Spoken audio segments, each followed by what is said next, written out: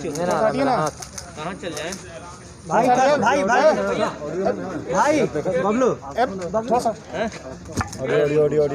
हाँ वो ऐसा नहीं बोला है।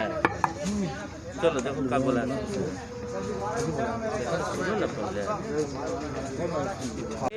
नीतीश जी ने रैली में कल ये कहा कि लालू जी का वीमन इम्पावरमेंट यही है कि खुद जेल गए तो पत्नी को कुर्सी पे बैठा दिए। देखिए, नीतीश जी मुद्दे से भटकाना चाहते हैं। असल मुद्दे हमने कल भी दोहराया था। कमाई, पढ़ाई, सिंचाई, ये जो है असल मुद्दे हैं।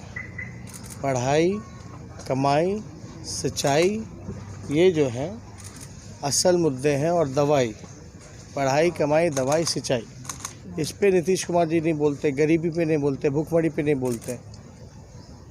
कौन सी बातें, कहाँ की बातें जिसकी आज कोई ज़रूरत नहीं है, वैसी बातें वो कह रहे हैं।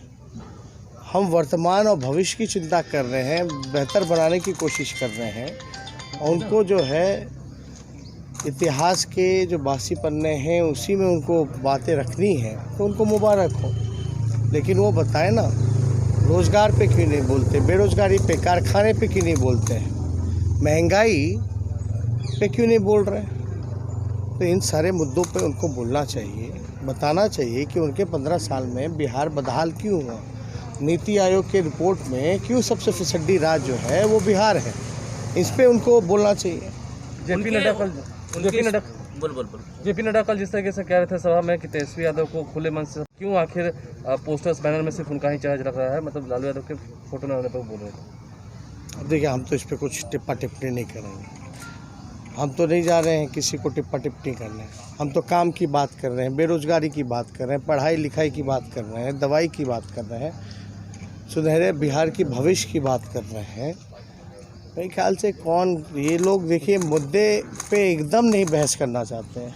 नड्डा जी को इतना बताना चाहिए कि भाई बिहार को विशेष राज्य का दर्जा क्यों नहीं दिला पाए, बिहार को विशेष पैकेज क्यों नहीं दिला पाए, आयुष्मान भारत में बिहार को पिछले वित्तीय वर्ष में एक भी पैसा क्यों नहीं दिया गया, महंगाई पे क्यों नहीं बोल रहे हैं, मजदूरों की जब बात थी तो इन लोगों ने मुंह क्यों फेरने का काम किया।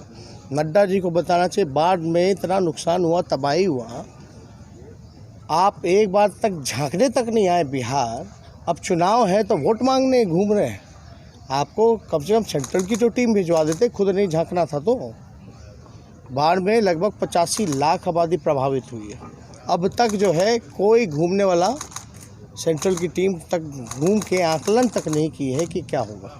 लेकिन नड्डा जी तो मिसलीड कर रहे हैं। वो कह रहे हैं कि बिहार को विशेष राज्य का दर्जा और विशेष पैकेज से अधिक हमने दे दिया है, यहाँ कमी नहीं की हमने। नड्डा जी समय स्थल चुन लें, हमसे खुली चुनौती है, हमसे बहस कर लें बिहार के विकास के मामले में, गरीबी के बारे में, बेरोज़गारी के बारे में, या वो अपना ही कोई विषय चुन करके हमको बता दे, हम स्वीकार करें। नीतीश जी कह रहे हैं, आप रोजगार की बात करते हैं, आप बिहार के भविष्य की बात करते हैं, लेकिन नीतीश जी हर सभा में कहते चल रहे हैं कि जितना आप उनके खिलाफ बोलिएगा उतना उनका प्रचार हो रहा है, जबकि दुष्प्रचार वो खुद कर रहे हैं आपका। खिलाफ तो हमने बोला नहीं है, हमने तो काम की बात बोली है।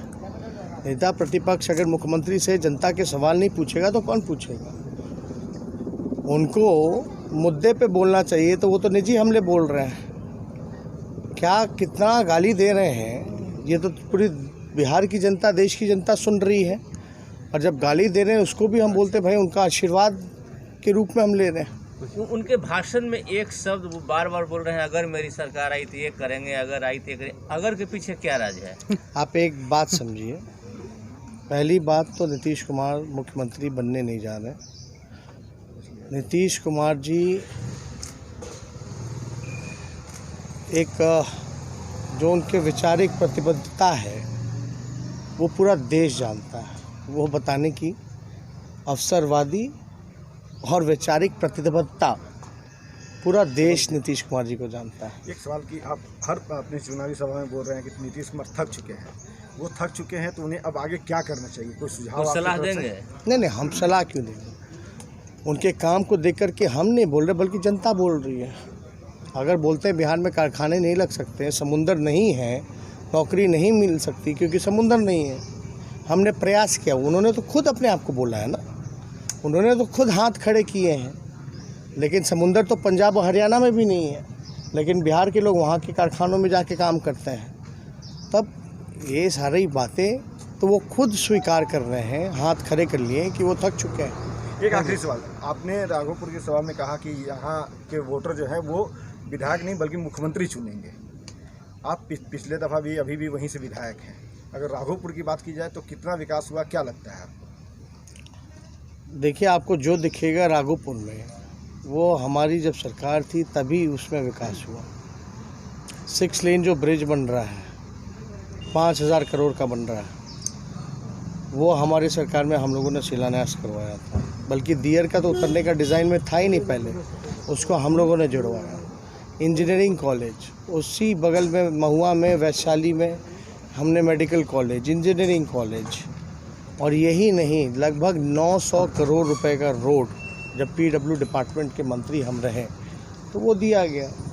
तो काम तो देखिए बहुत कुछ हुआ है। तो इसमें लिए अब बताइए, कोई विधायक 900 करोड़ रुपए का रोड तो नहीं दिला सकता, 5000 करोड़ का पुल तो नहीं दिला सकता कोई विधायक। तो हम लोगों जो 18 महीने रहे, जो हो सका वो हम लोगों ने किया। लेकिन विकास जो है ये तो चलते रहना चाहिए, कमी बेसी जो होगा उसको पूरा किया जाएगा।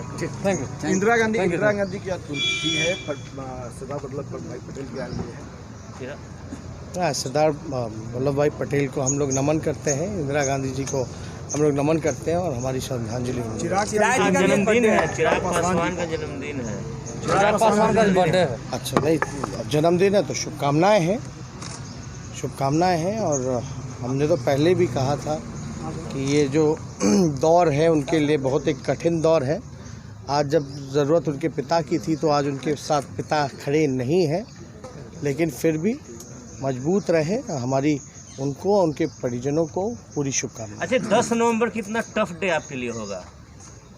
किस बात के लिए? उस दिन काउंटिंग है। नहीं, टफ हमारे लिए, देखिए जनता ने मैंडेट दे दिया है, ये स्पष्ट है कि महागठबंधन की सरकार बन रही है। हम तो पहला चरण के मतदाताओं को नमन करते हैं कि जिस हिसाब से उन लोगों ने बेरोज़गारी के मुद्दों पर, विकास के मुद्दों पर, गरीब मजदूर किसान के मुद्दों पर, नौजवान के मुद्दों पर जो वोटिंग किया है, ये तय हो चुका है कि बिहार से एनडीए हार रही है। Thank you.